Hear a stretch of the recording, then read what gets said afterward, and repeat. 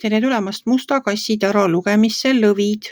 Siit tuleb lugemine teile nädalaks 25–31 mai. Ma olen teile siia valmis pannud 7 kaarti ja vaatame, mis neil kaartidel teile siis selleks nädalaks öelda on. Aga enne kui ma lähen kaardide juurde, ma tuletan teile meelde, et ma loosin välja sellise paki kassitara kaarte kõigi kanali tellijate vahel siis, kui tellijaid saab siia kokku 250. Siis ma teen selle kohta eraldi video, mille all te saate enda osalemissoovist teada anda. Aga nüüd kaartide juurde.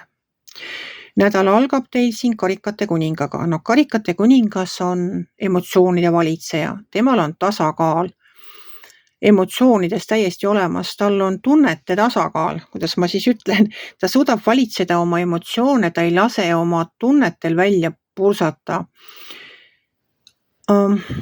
Lõvid on väga tulised, et eks vahest ikka juhtub see, et tuleb, no ma ei tea, läheb lihtsalt see, kuidas ma ütlen, vihastate niimoodi, et kohe on vihastatud. Aga karikate kuningas suudab nagu oma emotsioonid vaos hoida. Ka siis, kui olukord tundub teile seal nagu pinev, suudate teie jääda rahulikuks. Jälle on teile välja tulnud see müntide 5. See on see vaesuse kaart. Ma ei saa aru sellest, miks see kaart teile siia pidevalt tuleb. Kas te kardate seda vaesust, mõtlete, et teil saab raha otsa või pole ideid, uusi ideid. Et see kuidagi tuleb teile siia, kollitab teid, aga selleks ei ole mitte mingit põhjust. Te kindlasti ei pea kartma seda, et teil saab otsa raha, et teil ei ole enam ideid, et ei näe uusi projekte tulemas, et kõik on tegelikult väga hästi. Sellepärast, et edasi on teil siin kõrvuti karikate 10 ja karikate äss. Karikate 10 ja karikate äss mõlemad on sellised emotsionaalsed, idüll, täielik idüll. Kuna karikate kaardid ongi meie emotsioonid, meie tunded ja meie suhted, siis kui nendes valitseb täielik idüll, kui kodus on kõik korras, teil on hinges nii suur rõõm, et karikate äss on külluse karikas, mis ajab üle, no siis mina ei näe siin muretsemiseks põhjust. Teil on kõik olemas, teil on kodus kõik korras, teil on tööga kõik korras, teil on tervisega kõik korras, teil on nii suur rõõm hinges. Ma ei tea, kus see rõõm tuleb, kas saate millegagi nii hästi hakkama, toob keegi teie ellu mingit suurt rõõmu, nii suurt rõõmu, et tunded ajavad üle, aga need on positiivsed tunded, mis üle ajavad.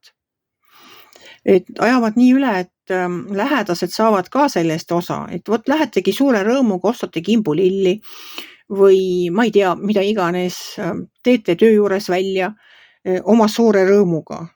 Ja all on hermiti kaart. No hermiti kaart on selline kaart, mis räägib sellest, et, kuidas ma ütlen, et saada aru, mida teie hing teile öelda tahab, tuleb võtta aeg maha. Leida see võimalus kusagil natukene omaette olla, sellest maailma virvarrist eemal, istuda rahulikult ja kuulata.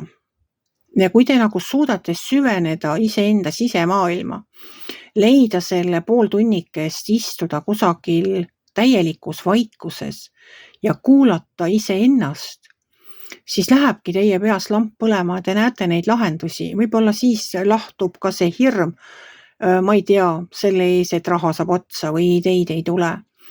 Et hermiti kaart minu jaoks tähendab seda, et teil tuleb selgus. Lamp läheb peas põlema. See on see, kui ümberringi kogu aeg oli pime, istute seal pimedas toas ja keegi tuleb, lülitab, tule põlema paneb toas. Siis te näete selgemini. Näete kõike seda, mis enne oli varjul, mis enne oli pimeduses. Et hermiti kaart minu jaoks tähendab seda, et tuleb see selgus ja tuleb see valgus teie ellu, kus te hakkategi paremini ja selgemini nägema. Ja kuna siin kõrval on kohe müntide 3, mis minu jaoks tähendabki selline uue projekti kirjutamist, uue ideega alguse tegemist, et see hermidikaart paneb teil peas selle mõtte, kuidas ma ütlen, ta valgustab selle ära, teil tuleb uus idee, mida selle müntide kolmega hakata paberile panema, oma peas visiooni tegema sellest. Ja viimase kaardina on teil välja tulnud keisrikaart.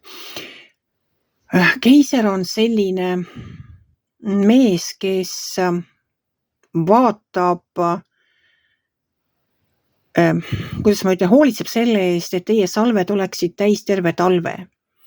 Et see idee, mis teie pähe nüüd kargab siin selle nädala jooksul, on selline, mis toidab teid ära nagu ka selle pika talve, mis meil ükskord tuleb, et eks me ju hakkamegi oma saaki koristama sügisel selleks, et meil oleks talvel võtta. Et keiser tagab selle, et see idee kannab vilja pikaajaliselt, ma tahan sinna jõuda. Ja küll siis tuleb ka see rõõm. Tuleb see rõõm ja see külluse karikas hakkab üle ajama.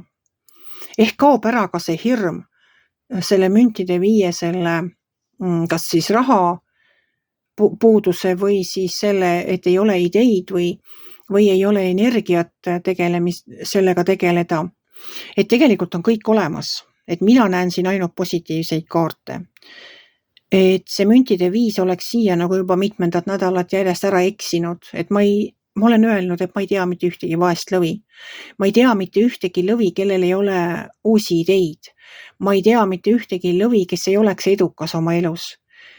Ja ma tean päris paljusid lõvisid, väga erinevaid lõvisid, naisi, mehi erinevas vanuses. Ma ei tea mitte ühtegi lõvi, kellel ei oleks mitu rauda korraga tules. Et sellepärast ma nagu absoluutselt teie pärast, armsad lõvid, ei muretse. Et nautige seda nädalat, leidke see aeg ise endale, kuulamaks oma seda sisemist häält. Et võtke see pool tunnike kusagil vaikuses istuda, lihtsalt olla, minge loodusesse, praegu on nii ilusad soojad ilmad.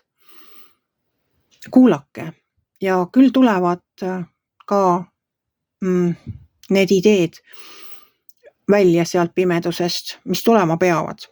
Vot selline nädal tuli teile, armsad lõvid.